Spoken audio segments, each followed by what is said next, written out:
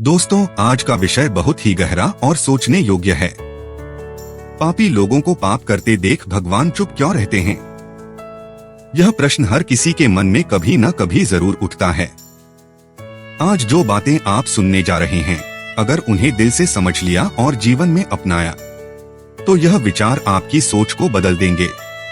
कई बार हम सुनते हैं, वह आदमी तो बहुत अच्छा था, फिर भी भगवान ने उसके साथ इतना बुरा क्यों किया? और वो जो हर दिन बुरे कर्म करता है, दूसरों को दुख देता है, वह तो और अमीर बनता जा रहा है, भगवान उसे दंड क्यों नहीं देते?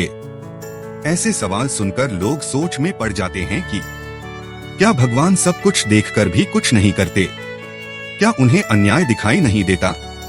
क्या वे सच में चुप रहते हैं जब बुराई बढ़ती है? इसका उत्तर एक छोटी सी कथा में छिपा है। बहुत समय पहले की बात है। एक छोटे से गांव में भगवान विष्णु का बहुत सुंदर मंदिर था। उस मंदिर में एक सेवक काम करता था। वह हर सुबह शाम मंदिर की सफाई करता, दिया जलाता, पूजा करता और भक्तों की सेवा करता। वह आदमी बहुत गरीब था, पर श्रद्धालु भी था। मंदिर में आने वाले लोग उसे जो कुछ दान देते, उसी से वह अपने परिवार का गुजारा करता। सेवक की शिकायतें। एक दिन वह मंदिर में खड़ा होकर भगवान की मूर्ति के सामने बोलने लगा, हे भगवान, आपकी जिंदगी कितनी आसान है। आप तो बस यहाँ खड़े रहते हैं, लोग आते हैं, पूजा करते हैं, लड्डू चढ़ाते हैं। आपको कोई चिंता नहीं, कोई दुख नहीं। और मैं सुबह से शाम तक मेहनत करता हूँ, फिर भी पेट भरना मुश्किल है। मेरा जीवन दुखों से भरा है। दूसरी तरफ वे लोग जो दूसरों को सताते हैं, झूठ बोलते हैं, धोखा देते हैं, वे तो ऐश की जिंदगी जी रहे हैं। क्यों भगवान? क्या आपको यह सब दिखाई नहीं देता? क्यों नहीं देते आप उन्हें दंड? सेवक की बातें सुनकर भगवान मुस्कुराए। मूर्ति से आवाज आई, बेटा, जो तुम देख रहे हो वह अधूरा सत्य है। दूर से देखने पर सबका जीवन आसान लगता है, पर जब भीतर झांकते हो तब असली कठिनाई दिखती है। तुम सोचते हो कि मेरा जीवन आसान है, पर मैं हर पल संसार के प्रत्येक जीव पर ध्यान देता हूँ। कौन किसके साथ अन्याय कर रहा है, किसे रक्षा चाहिए, कौन दुख में है, इन सबका ध्यान रखना आसान नहीं है। मेरी जगह होना उतना सरल नहीं जितना तुम समझते हो। सेवक बोला, भगवान जी, आपका काम तो आसान है, आप तो बस खड़े रहते हैं। मैं भी पूरे दिन ऐसे खड़ा रह सकता हूँ। भगवान बोले, नहीं बेटा, इसमें बहुत धैर्य चाहिए। मनुष्य थोड़े से सुख में अहंकारी हो जाता है और जरा सा दुख आने पर टूट जाता है। फिर भी अगर तुम चाहो तो एक दिन के लिए मैं तुम्हें अपनी जगह बैठा देता हूँ। सेवक खुश होकर बोला, ठीक है प्रभु, मैं तैयार हूँ। सेवक बना भगवान। भगवान ने कहा, ठीक है, पर कुछ शर्तें हैं। मंदिर में जो भी आए, अच्छे या बुरे, तुम बस उन्हें देखना, सुनना, पर कुछ भी बोलना नहीं। चाहे जो भी हो, तुम्हें पूर्ण मौन और धैर्य रखना होगा। सेवक ने कहा, मैं वादा करता हूँ, मैं एक शब्द नहीं बोलूंगा। अगले दिन भगवान ने उसे अपनी जगह मूर्ति के रूप में बिठा दिया और खुद सेवक का रूप लेकर मंदिर में काम करने लगे। पहला भक्त धनवान व्यापारी। सुबह एक अमीर व्यापारी मंदिर में आया।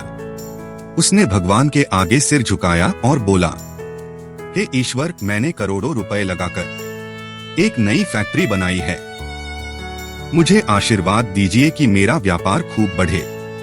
सेवक, जो अब भगवान के रूप में था, बस चुपचाप खड़ा रहा, जैसा वादा किया था। दूसरा भक्त गरीब व्यक्ति। कुछ देर बाद एक गरीब आदमी आया। उसके कपड़े फटे हुए थे, चेहरा थका हुआ था।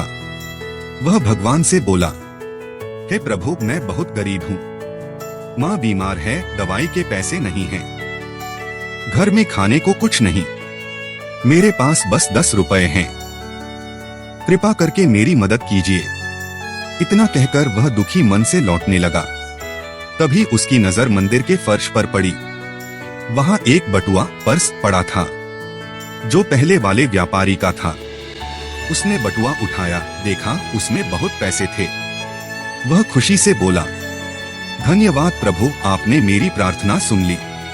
और वह पैसे लेकर चला गया। तीसरा भक्त सैनिक। थोड़ी देर बाद एक सैनिक मंदिर में आया। वह युद्ध पर जाने वाला था। उसने भगवान से कहा, हे ईश्वर, मेरी यात्रा सुरक्षित रहे, मैं 1 महीने बाद घर लौट आऊं। उसी समय व्यापारी पुलिस के साथ लौट आया। उसने कहा, यही मेरा बटुआ चोरी हुआ है। पुलिस ने मंदिर में सैनिक को देखा और बिना सोचे उसे पकड़ लिया। सेवक, जो अब भगवान बना था, यह देख नहीं सका। वह सोचने लगा, यह तो अन्याय है। चोर तो गरीब आदमी था, पर सजा निर्दोष सैनिक को मिल रही है। उसका धैर्य टूट गया। वह बोल उठा, रुको, यह सैनिक निर्दोष है।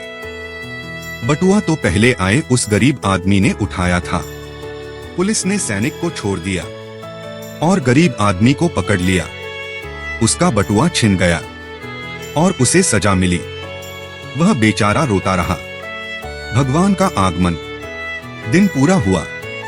भगवान फिर मूर्ति में लौट आए और बोले, तो बेटा, कैसा रहा अनुभव? सेवक बोला, भगवान, आज मैंने बहुत अच्छा काम किया, एक निर्दोष सैनिक को बचा लिया।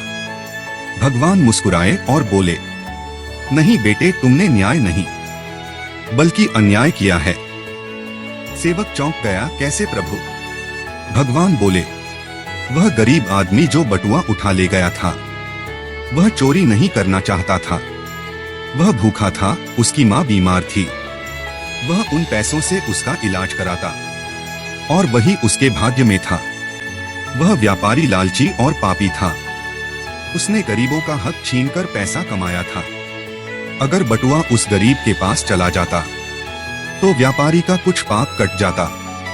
और जिस सैनिक को तुमने बचाया, वह युद्ध में जाकर सैकड़ों निर्दोषों को मारने वाला था। तुमने उसे बचाकर अनेक लोगों की मृत्यु का कारण बनने दिया। देखा बेटा, जो दिखता है वह हमेशा सच नहीं होता।